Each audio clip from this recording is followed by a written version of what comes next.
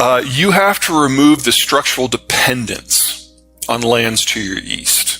If you're looking for a way to free up options, which in a world that's changing, options are the best thing you can do, you need to make sure that your economic structure is not dependent on the reassertion of some pre-war environment, because that's not coming back. And even if it did, all that would do is put you back in the same position you're in. So that means largely removing natural gas from your fuel mix. Now, some people in Germany think you should do that for environmental reasons. I'm saying it's for security reasons, because right now you're dependent upon supplies from a hemisphere away, which is equally dangerous. That also means you need to turn your nuclear power plants back on. And that also means that your green community needs to make their peace with coal being your number one source of fuel for at least the next 20 years. Now, I would argue that the Green Party in Germany has already made their peace with coal. German carbon emissions, because of a lot of decisions you've made, are through the roof. They're going to stay high for decades. There's no way around that. Nuclear power plants are one of the few ways that you might be able to deal with that moving forward. But that also means that Germany's role as a major chemicals processor and producer is also over. Germans do high-end, precision-driven manufacturing. That is somewhat energy intensive. But if you remove the chemicals component, it's significantly less. Now that means you have to have an extra European partner. And the United States is the best short-term option there. I don't know if that's politically viable in Germany, but that is the least disruptive way for Germany to get some strategic flexibility. If you'd asked me in January of 2021, I would have laughed. But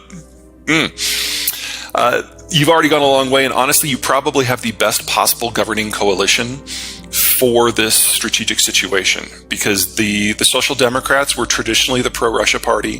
The Greens were never good at math, and the FDP is primarily concerned with smaller companies. And to have these three parties having to make these decisions means that there's no protest from within the parliament. That is a rare constellation of events that normally don't shape up in a time of national stress. To have the parties that are most resistant to the future you're obviously barreling towards in charge of bringing you into that future. If Ukraine wins, and it does so by neutralizing Belgorod and Rostov-on-Don, we're at the beginning of the Russian disintegration. Most of the infrastructure that allows the Russian core around Moscow to influence the Northern Caucasus, pre-Soviet, it routed through Ukraine. And the only other reliable route goes through Rostov-on-Don. And if they lose that, they are almost let me put this into European terms. There's a Utah-sized desert between the two. So that's bigger than Austria, about twice the size of Austria. No, three times the size of Austria. Crap, yeah, that's huge. And so their ability to protect, their ability to dictate the security environment of the Northern Caucasus would evaporate. And yes, we do have Kadyrov, who's that megalomaniac, psychopath, who runs Chechen forces today. But he does that because he has a security agreement with Putin personally. Yeah.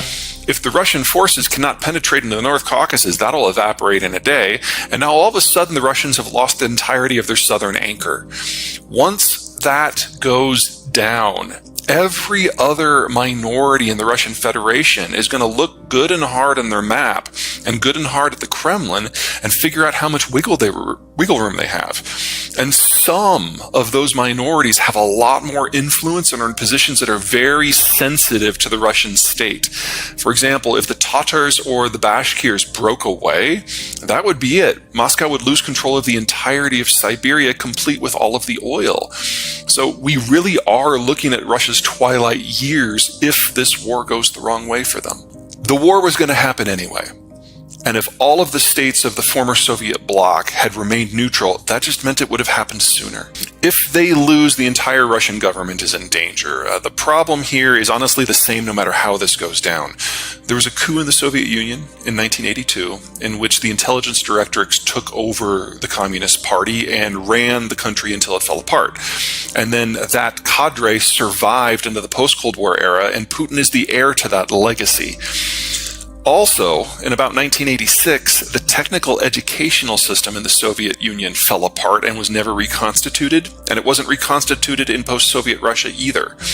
So the entirety of the leadership cadre of today's Russian Federation is heir to those two problems. And it's only about 130 people.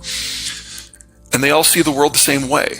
And Putin has purged it pretty much of anyone who might theoretically throw a coup. So, assuming for the moment that Putin were to die tomorrow, I don't think it would really matter for the war or the overall strategic aims. All of the people who are left in leadership see the world through more or less the same lens. Now, there would be probably a 3 to 6 month period where the remaining 130 people decide, who's going to be in charge, and that would be some valuable disruption time if you're Ukraine.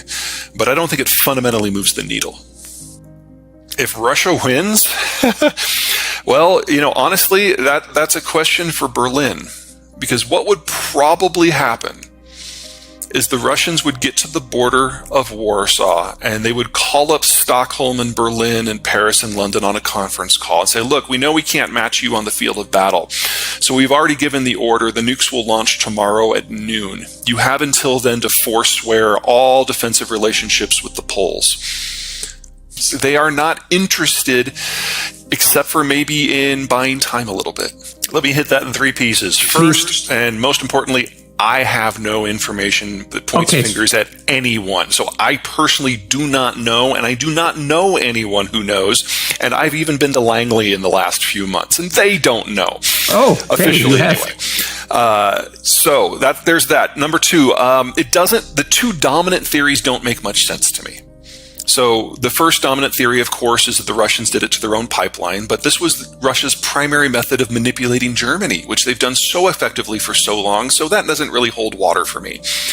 The second theory is that the United States did it in order to make sure that the Europeans had no choice but to stand against the Russians. And I could have entertained that as of August 31st of last year. But on September 1, the Kremlin ordered Nord Stream shut down and publicly delivered an ultimatum to Berlin, basically saying, look, without this, you will deindustrialize and your entire economic model will fail. Or you can stab Ukraine in the back and pull out of the coalition supplying Ukraine, in which case we will turn it back on.